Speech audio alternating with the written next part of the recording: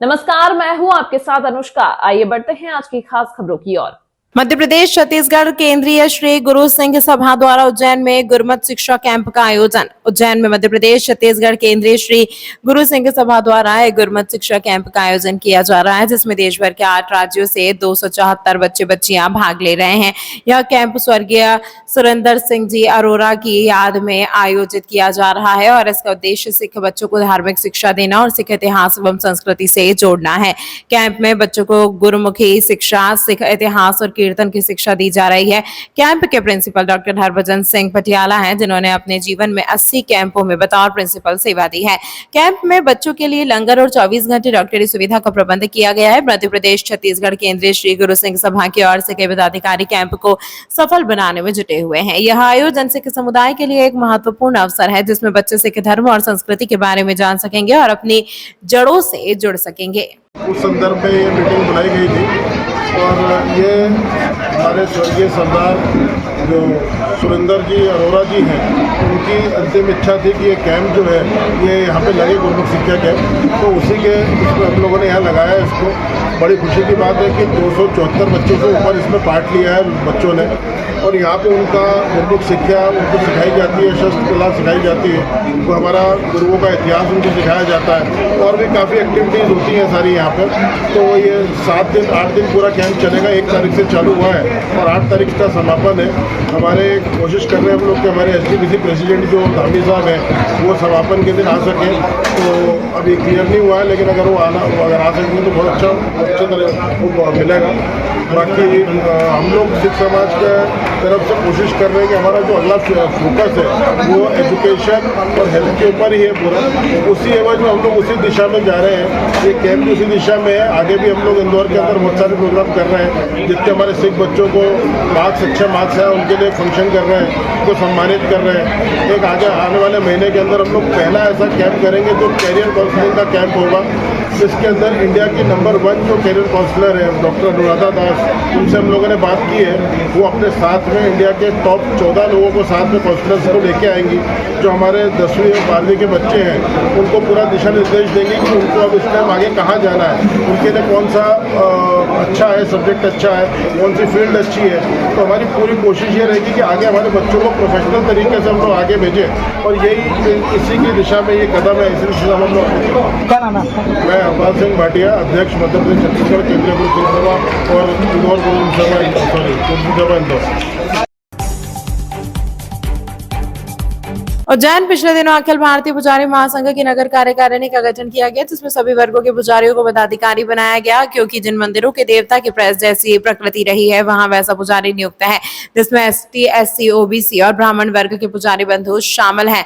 वहीं यह जानकारी देते हुए नगर अध्यक्ष मंगल पुजारी ने बताया कि उन्हें दिनांक 24/5/25 को मोबाइल नंबर 8989711251 से कतिपय लोग द्वारा फोन लगाकर जाति सूचक शब्दों से अपमान करते हुए कहा गया कि तुम माली हो, तुम उज्जैन नगर के पुजारियों के अध्यक्ष कैसे बन गए? ब्राह्मण पुजारी क्या मर गए हैं जो तुम्हें अध्यक्ष बनाया गया? तुम माली हो, शासकीय मंदिर पर पुजारी कैसे बन गए? मैं RTI लगाकर तुम्हारी शिकायत करूंगा। हमारे अन्य पदाधिकारियों को भी जाति सूचक शब्दों से संबोधित किया है। 24 खंबा और भूखी माता के मंदिर के दलित पुजारी जो हमारे साथी हैं, उनके लिए भी यह कहा गया है कि वहां के दलित पुजारियों को भी हटाने की कार्यवाही करूंगा मैं, क्योंकि वंश परंपरा समाप्त हो चुकी है। जब हमने उक्त नंबर की जानकारी निकाली तो यह नंबर जयराज चौबे का निकला हुआ है, जो अपनी पत्नी सारिका गुरु के साथ मिलकर नगर के मंदिरों में जाकर पुजारियों को डराते धमकाते हैं और मंदिर से हटाने की धमकी देते हैं। इसीलिए श्री जिलाधीश महोदय को एक ज्ञापन नगर कार्यकारिणी द्वारा दिया गया है, जिसमें यह मांग की गई है कि जयराज चौबे और सारिका गुरु नगर के मंदिरों में जाकर पुजारियों को डराते हैं और धमकाते हैं और यह नगर में मंदिर माफिया के नाम से जाने जाते हैं। इस अवसर पर नगर कार्यकारिणी के राकेश जोशी, ऋषभ त्रिवेदी, विकास पुजारी, विशाल पुजारी, अमृतेश त्रिवेदी, राम शर्मा, किशन पांडे, आशीष ठक्कर, रुपेश मेहता मुख्य रूप से उपस्थित रहे। उज्जैन नगर कार्यकारिणी हमारे राष्ट्रीय अध्यक्ष भामाशाही महेश पुजारी जी द्वारा एक समिति गठित की गई है पूरी नगर कार्यकारिणी की, जिसमें सभी प्रकार के सभी वर्गों को उस समिति में उस कार्यकारिणी में लिया गया, मुझे अध्यक्ष बनाया गया। तो अध्यक्ष के रूप में अपन सेवा के रूप में हुए तो जसराज चौबे जी बोले कि आप कैसे बन गए, ब्राह्मण सब मर गए क्या, जाति सूचक शब्द मैंने उनको अवगत कराया कि जो हमारे जो गुरुजी है उन्हें सभी को समावेश समझ के सभी प्रकार के लोगों को लिया उन्होंने ऐसा भी बोला कि आप जो है बुकी माता पे दलित पुजारी है, जो अपने 24 खंबा पे है, तो गुरुजी ने सभी को समावेश बनाकर सभी प्रकार के सभी वर्गों के लोगों को और जैसे मतलब देवता है 20 प्रकार के पुजारी है और वहाँ की वंश परंपरागत चली गई है। और ये बोले कि मैं वंश परंपरागत ख़त्म कर दूँगा, कानूनन लड़ता हूँ, कानूनन तुम्हारी वो करूँगा। चाहते हैं कि ये इन्हें ज्ञापन दे और ये हमको चमकाते हैं बार बार कि तुम कैसे बन के दलित होने के कारण या ओबीसी होने के कारण हम पुजारी बने क्या, ये हमारा कोई अधिकार नहीं है। मंगल पुजारी महासंघ पुजारी अखिल भारतीय पुजारी संघ ने ज्ञापन दिया है, जिसमें उन्होंने बताया कि उन्होंने जो नवीन अध्यक्ष नियुक्त किए हैं उनके विरुद्ध कुछ कथित ब्राह्मण लोग या जो भी हैं कुछ विभिन्न नंबरों से, मोबाइल नंबरों से इन्हें दोष दपट दे रहे हैं कि आप कैसे अध्यक्ष बन गए, क्या ब्राह्मण नहीं रहे। तो ऐसा कुछ भी नहीं है। जैसा भी इन लोगों ने, इनके संघ ने जो नियुक्त किया है उसको परिपालन में लेना चाहिए। और जो ज्ञापन दिया इस संबंध में मैं कहना चाहूँगा कि निश्चित तौर पे कलेक्टर महोदय इसको संज्ञान में लेंगे और उचित कार्रवाई करेंगे। उद्धव देराड़ी, राजस्व निरीक्षक। बुधवार को उज्जैन में अखिल भारतीय आशा कार्यकर्ता महासंघ के बैनर तले आशा कार्यकर्ताओं ने एक विशाल रैली निकालकर उन पर थोपे जा रहे तुगलकी आदेश का विरोध करते हुए नारेबाजी कर धरना प्रदर्शन किया। दरअसल एमपी NRHM द्वारा जारी किए गए आदेश का विरोध करने के लिए आज बुधवार को आशा कार्यकर्ताओं ने एकत्रित होकर एक विशाल रैली निकालकर प्रशासनिक भवन स्थित कलेक्टर कार्यालय पहुंचकर नारेबाजी करते हुए धरना प्रदर्शन किया। शासन द्वारा जारी आदेश को तुगलकी आदेश बताते हुए आशा एवं सुपरवाइजर महासंघ की प्रदेश महामंत्री सुमन पटेल ने जानकारी देते हुए बताया कि आशा कार्यकर्ताओं को मध्य प्रदेश NHRM द्वारा एक तुगलकी आदेश जारी किया गया है, जिसके तहत आशा कार्यकर्ताओं को घर घर जाकर 60 एवं 65 वर्षीय लोगों का वजन करना है, बीमारों की जानकारी जुटाना है और साथ ही पुरुषों की कमर का नाप भी लेना है, जो आशा कार्यकर्ताओं को नागवार है। सुमन पटेल ने कहा कि आशा कार्यकर्ता महिलाएं एवं महिलाओं के लिए कार्य करती हैं। अब इन पर पुरुषों की कमर का माप लेने का आदेश समझ पे पड़े हैं। इस तुगलकी आदेश का पालन करने के दौरान किसी भी आशा कार्यकर्ता के साथ कोई दुर्घटना हो जाती है तो उसका जिम्मेदार कौन होगा। आज एक आदेश आया है आशा कार्यकर्ताओं के लिए कि वह घर घर जाएंगी और सभी जो 65 साल 60 साल के जो पेशेंट हैं उनका वजन लेंगी, उनकी अन्य जो बीमारियां हैं उसके बारे में बात करेंगी और जो पुरुष लोग हैं उनकी कमर का भी वो नाप लेंगी। तो ये तुगलकी आदेश हम नहीं मानेंगे। इस तरह से आशा कैसे कर सकती है? क्या इसके लिए उनको कोई मिला नहीं? ये काम किसी अन्य अधिकारी को देना था। वो एक महिला है, महिला के लिए काम करती है। हमारी आशा दिन भर डिलीवरी वाली महिला हो, चाहे ऑपरेशन वाली महिला हो, बच्चे हो, उनके लिए हमारी आशा काम करती है, नहीं कि पुरुषों के लिए। इस तरह से हमारी आशा जाएगी और ये करेगी। कल से अगर किसी आशा के साथ कोई दुर्घटना होती है उसका जवाबदार कौन रहेगा? ये किसने लिखा है आदेश? किसके द्वारा? ये आदेश ऊपर से आया मध्य प्रदेश NRHM से।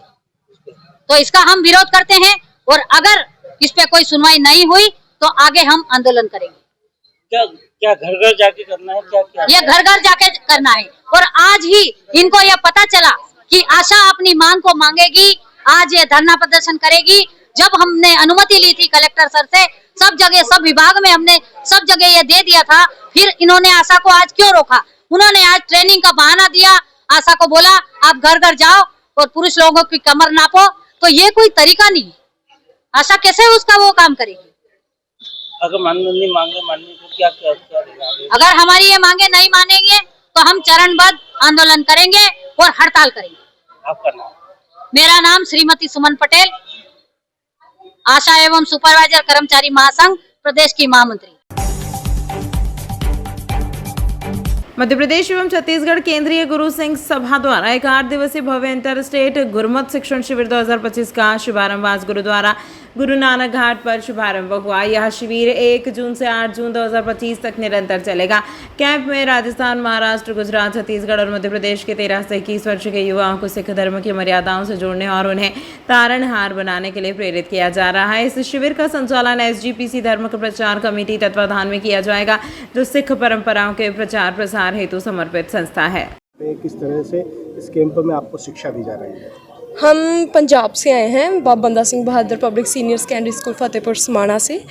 और मेरा तो ये पहला कैंप है और मींस बहुत ही अलग एक्सपीरियंस है कि हमें गुरमत के साथ जोड़ा जा रहा है। मींस हमारे गुरुओं के बारे में हमें शिक्षा मिल रही है और सबसे बड़ी बात हमें डिस्ट्रैक्शंस से बहुत दूर कर दिया गया है, जिसकी वजह से मींस कह सकते हैं कि हमारे आने वाले समय में ये मींस हमें बहुत अच्छा मींस फल मिल सकता है इस चीज़ का। और हमें बहुत खुशी है कि हम इस कैंप का हिस्सा बन सकें। आजकल के बच्चे मोबाइल में सोशल मीडिया में जुड़े हुए हैं, इंस्टाग्राम पे लगे।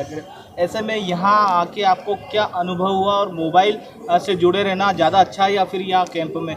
कैंप में ज़्यादा अच्छा है। मींस आते इस टाइम ही मींस हमें इंस्ट्रक्शंस मिल गई थी कि मोबाइल फ़ोन्स अलाउड नहीं है और हम बहुत खुश हैं कि मींस हमें ऐसा एक्सपीरियंस करने को मिला कि जिसमें मींस हमें खुद के बारे में जानने में, अपने धर्म के बारे में जानने में मिला कि सिर्फ वैसे तो हर टाइम मींस बच्चे क्या करते हैं फ़ोन में मींस जुड़े रहते हैं, पर इस टाइम बहुत अलग एक्सपीरियंस था। आपको परिवार की याद आती होगी कि इतनी दूर आए हैं आप लोग? नहीं मींस इतनी नहीं आ रही, आती तो है बट यहाँ भी सभी फैमिली की तरह ही रहते हैं, एक दूसरे का ख्याल रखते हैं। हमारे टीचर्स, हमारे फ्रेंड्स और यहाँ की सारी कमेटी मेंबर्स और हमारे सर बहुत अच्छे हैं सभी। आपका नाम बता दीजिए। मेरा नाम किरणजोत कौर। यहाँ पर कैंप आयोजित किया जा रहा है, कितने बच्चे यहाँ पर इस कैंप में शामिल हैं, क्या शिक्षा दी जा रही है? सबसे पहले मैं आपको ये बताना चाहूँगा कि ये हमारे सरदार सुरेंद्र सिंह जी अरोरा, जिनकी अभी डेथ हुई, उनकी इच्छा थी कि ये कैंप उज्जैन में हो, तो उसी के लिए हम लोगों ने उज्जैन में कैंप रखा है।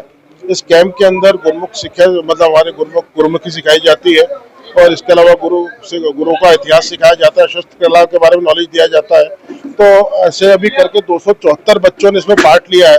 1 जून को ये स्टार्ट हुआ था और 8 जून को इसका समापन होगा। अभी बाकी जिस हिसाब से हम लोग फोकस कर रहे हैं, हमारा आगे भी हेल्थ और एजुकेशन पे फोकस है और हम सारे प्रोग्राम इससे रिलेटेड ही कर रहे हैं। यहाँ पर जो है कैंप में क्या सोशल मीडिया से भी बच्चे दूर हैं क्या? यहाँ पे भी इनका बड़ा स्ट्रिक्ट सिस्टम है भैया, यहाँ कोई मोबाइल और कोई सोशल मीडिया अलाउड नहीं है। सबके लिए टीचर्स के पास फोन है, अगर अपनी फैमिली से बात करना चाहते हैं तो उस फोन से करते हैं। बाकी 8 दिन के लिए इनको कोई भी ऐसी चीज अलाउड नहीं है। ये कैंप तो आगे भी लगेगा उज्जैन में कि इंदौर के लिए ही? नहीं, ऐसा नहीं है कि इंदौर उज्जैन, ये तो पहले कई जगह पे लगा, आउट ऑफ स्टेट भी लगा है। इसमें जो बच्चे आए हैं ये अलग अलग स्टेट से आए हैं, ऐसा नहीं कि मध्य प्रदेश के बच्चे हैं।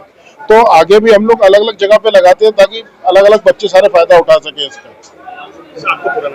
मैं हरपाल सिंह भाटिया, अध्यक्ष मध्य प्रदेश छत्तीसगढ़ केंद्रीय सिंह सभा और गुरु सिंह सभा इंदौर।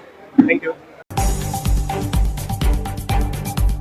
उज्जैन में हर साल आयोजित होने वाली शिप्रा तीर्थ परिक्रमा का शुभारंभ बुधवार को रामघाट से ध्वज पूजन के साथ हुआ। इस अवसर पर पंडित पुरोहितों द्वारा ध्वज पूजन किया गया, जिसके बाद अतिथियों का स्वागत किया गया और यात्रा की शुरुआत की गई। यात्रा का पहला पड़ाव दत्त अखाड़ा घाट होगा, जहां श्रद्धालु शाम को पहुंचेंगे। रामघाट पर भजन गायक पवन तिवारी भजनों की प्रस्तुति देंगे। यात्रा के दूसरे दिन सुबह 9 बजे दत्त अखाड़ा घाट से ध्वज पूजन के साथ यात्रा का शुभारंभ होगा। मुख्यमंत्री डॉक्टर मोहन यादव रामघाट पर मां शिप्रा को 351 फीट लंबी चुनरी अर्पित करेंगे।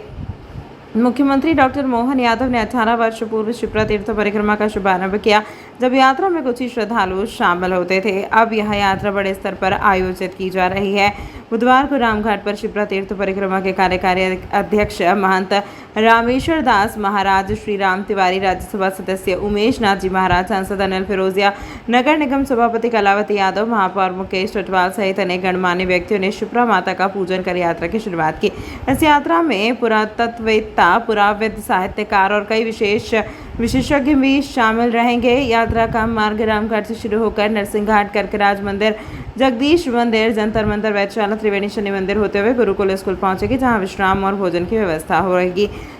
मुख्यमंत्री डॉक्टर मोहन यादव रामघाट पर मां शिप्रा को 351 फीट लंबी चुनरी अर्पित करेंगे, जो दत्त अखाड़ा घाट तक पहुंचेगी। इस यात्रा का आयोजन शहर की संस्कृति और श्रद्धा को बढ़ावा देने के लिए किया गया है। यात्रा में शामिल सभी श्रद्धालुओं का आभार व्यक्त करते हुए यह कहा गया है कि यह परिक्रमा उज्जैन की धार्मिक और सांस्कृतिक पहचान को और मजबूत करेगी। कितने दिन रहेगी सीएम साहब कब आएंगे, आज क्या? जैसा आप देख पा रहे हैं, रामघाट के पावन तट पर उत्सव का माहौल है। शिप्रा परिक्रमा यात्रा की शुरुआत विधिवत पूजन के साथ हो रही है। पूजन का कार्य चल रहा है।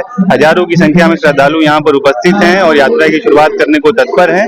आप देख पा रहे हैं, बड़ी संख्या में यहाँ उपस्थित हैं, लोगों के मन में उत्साह है और अभी यात्रा का शुभारंभ होगा। उसके बाद जो है दोपहर का पड़ाव वो त्रिवेणी घाट पर होगा। शाम को आप देख पा रहे हैं, दत्त अखाड़ा पे पड़ाव होगा और शाम को भजन संध्या और इस तरीके के सांस्कृतिक कार्यक्रम होंगे। भोजन की व्यवस्था होगी। उसके बाद कल सुबह फिर यात्रा की शुरुआत यहाँ से होगी, सामने से, और वाल्मीकि धाम से होते हुए शाम को चुनरी यात्रा, जहाँ हम खड़े हैं यहीं पे चुनरी यात्रा का कार्यक्रम होगा। और उसके बाद आप देख पा रहे हैं सामने की तरफ आर्मी का बैंड एक आने वाला है, जिसकी भव्य तैयारियां हमारी और मुख्य आकर्षण का केंद्र होगा। उसके बाद एक सांस्कृतिक कार्यक्रम होना है और उसमें जो मुख्य प्रस्तुति रहेगी वो प्रसिद्ध कलाकार स्वस्ति मेहू जी के माध्यम से रहेगी और एक पूरा उत्सव का माहौल है। बड़ी संख्या में लोग उपस्थित हैं और मैं आपके माध्यम से पूरे शहर और पूरे जिले के वासियों को इस यात्रा की शुभकामनाएं देता हूँ। सीएम साहब कब आएंगे और कल क्या करेंगे? जी बिल्कुल, माननीय मुख्यमंत्री जी कल आगमन होने हैं उनका और इस यात्रा में कल जब समापन होगा उसमें भी मुख्यमंत्री जी उपस्थित रहेंगे और बीच में यात्रा में शामिल होने की भी तैयारी है हमारी। और माननीय मुख्यमंत्री जी ऐसा विगत कई वर्षों से इस कार्यक्रम में शामिल होते रहे, इस यात्रा में शामिल होते रहे, इस बार भी शामिल होंगे और हमारी पूरी तैयारी है।